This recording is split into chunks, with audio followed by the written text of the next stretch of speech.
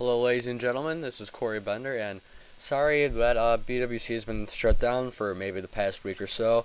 We've been having some technology issues, as we usually do here, because our technology is terrible.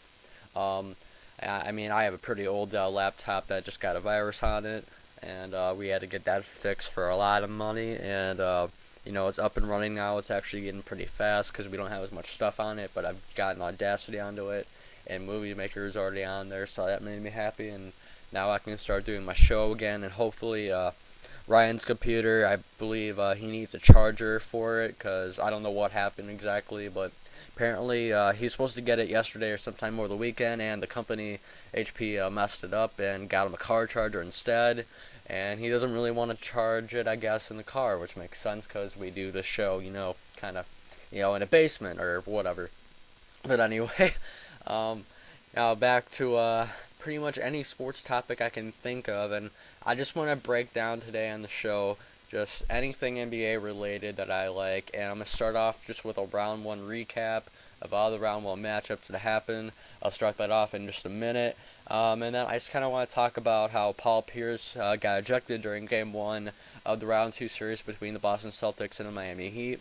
I want to preview the matchups that are going to be going on, and actually the game for the Bulls and the Hawks, is actually starting like right now. It's actually 7 o'clock, so I'm going to go watch that once I'm done. I'm letting it record a bit because I hate commercials, but you guys don't probably care at all, but that's okay.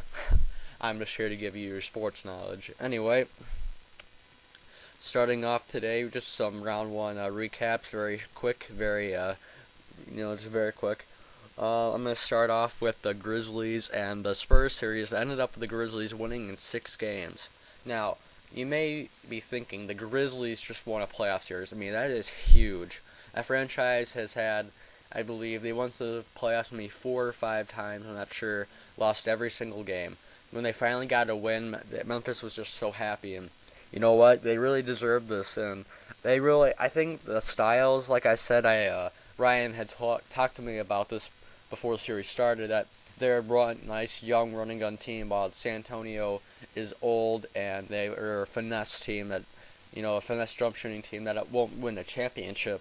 So he wouldn't be too surprised if the Grizzlies would have won, is what I got from it. And you know what? I'm not too surprised. In a way, I mean, it's the Grizzlies. I mean, no one's ever cared about the Grizzlies. Not even Memphis has cared about them. But it's a great accomplishment for them, and they have so much young talent. I mean, when you talk about Marc Gasol, Zach Randolph, I mean, he's a veteran, but he gives you that veteran presence, too. You have Rudy Gay, who's out for the rest of the year, but is a great scorer and all-around player. He's getting there. He's only been in the league a few years, but he's already a great player in my mind. O.J. Mayo, who's a good shooter in my mind. And then you have just a bunch of young talent around them, and they'll keep on growing up. And like I've said in my past stuff, I mean, these teams like the Lakers and Spurs are getting older, and the Mavericks are even getting a bit older, hence Dirk Nowitzki and Jason Kidd.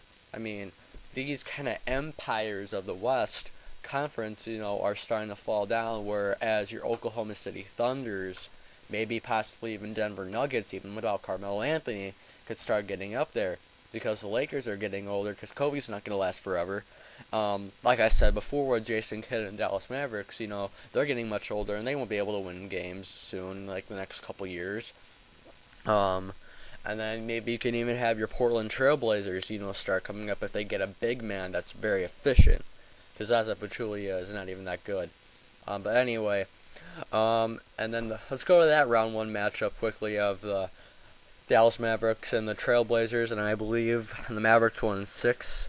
Very competitive series. I believe the home team won each game, and that being why Dallas won the series in my mind, I guess. Except they must have won Game 6. I'm not sure how that came up. I'm very busy during this period of time. I barely watched any games. Me being a Bulls fan, I watched, I believe, all the games. If not, maybe missed Game 4. I'm not sure. And I watched parts of the Heat and the Celtics and all of those series. I mean, I still know what happened, just not to just to a certain extent because I was just so busy. Um, but anyway, lost my train of thought for a second. Dallas was a very good series with a young Portland Trailblazers team that If they had a efficient big man, they would have contended a lot more with the Mavericks. I mean, the Mavericks have Brandon Bass, who is an okay, post scorer. Your next big man is Dirk Nowitzki, who would rather take a three-pointer, which is fine, because I'll take a dual threat at my center position, any day. But I'd rather have them in the post. But I've talked about that way too many times. But anyway, next series I want to talk about, one I went in depth with for a preview of the conference of all the matchups. Was the New Orleans Hornets, and the Los Angeles Lakers. And this series, I wish I would have been able to see these games because they were just so great. I mean, they were really just one of the best series probably ever played.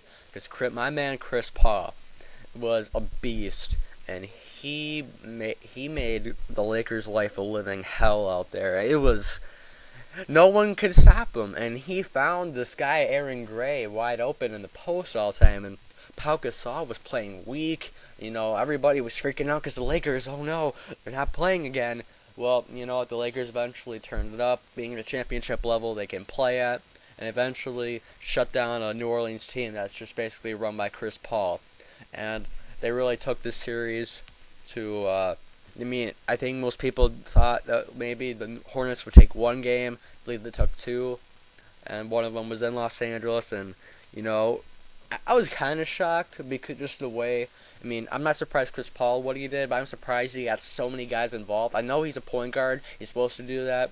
But I've never heard of Aaron Gray, and the only other kind of superstar player on that team, not even superstar back then, a couple years ago, was David West. But now he's had some injuries, and he isn't as effective as he used to be.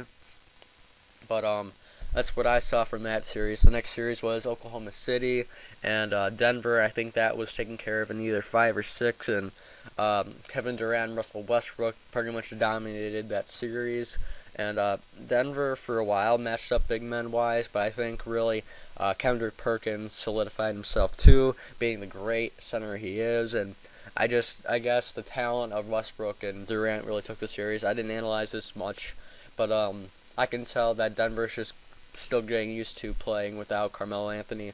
And I think that Oklahoma City has a great team around, Kevin Durant, one of my favorite players in the league. Let's see, I'm just jumping through all these series here.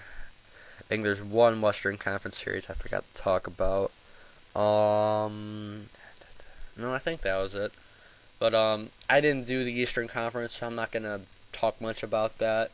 I don't have all the first round stuff up here. It's only on NBA.com right now. It's only showing the second round matchups. And let's see here.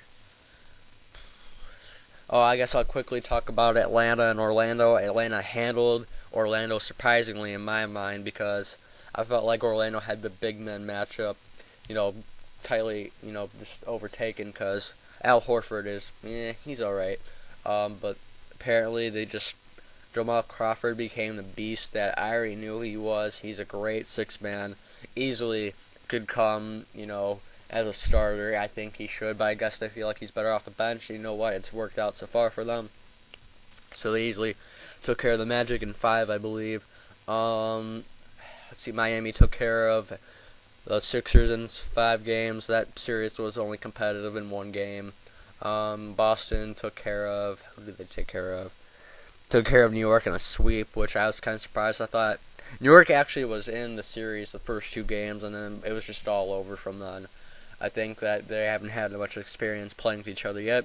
And then the Bulls, my team, had some trouble getting past the Pacers in 5. And I'm not going to go too in-depth with them. They are my favorite team. And Brian has said that I'm too biased with them. I'm really not. I saw after Game 1 that it's going to be a tough series because the Pacers played the perfect game, and, D Rose was just too much for them. And I agree most of what Ryan says about how the Bulls are overrated. I'm not saying that. I guess they're the most overrated team because it's just Derrick Rose with some guys. But I think some of these guys like Kyle Korver, he's not a streaky shooter. He is a great shooter, and I think he's a good role player. We just don't have another superstar, another go-to option. Because on some nights you might get Luol Deng scoring the second load. I saw either Game 4 or Game 5 or something like that. Joakim Noah had a great game. You just don't know who's going to step up. And Carlos Boozer had a terrible series, which was very surprising. I mean, yes, he's been injury prone, like Ryan had said, but I expected more out of him. But I think I agree to a certain extent. The Bulls are overrated, and it's just because we don't have a second scoring option. It's Derrick Rose trying to keep us in all these games, and you can't win an NBA title with that. And you also, I've liked Joakim Noah. I like him. I think he's a okay player, but he's not the typical big man I want on my team. I'd rather have a Kendrick Perkins or, just anybody besides him. But at this moment, I mean, if he can somehow step up and be able to get many rebounds like he has done during the course of the year, I think they'll be fine getting past Atlanta. I'll go more in depth with that later. But otherwise, I think the Bulls will need another superstar, or at least another go-to option in the years to come. And that's all the series pretty much from round one from what I've saw. And next up is round two coverage, just a little preview of what I think is going to happen. And I've really enjoyed this, back to doing this BWC stuff, and hope you join me from the next segment of round two coverage of NBA playoffs, and we're here back on BWC Internet Radio. And I also want to advise you guys to go like us on Facebook too, and I'll try and post the link on the video too. And thank you for listening to this, guys.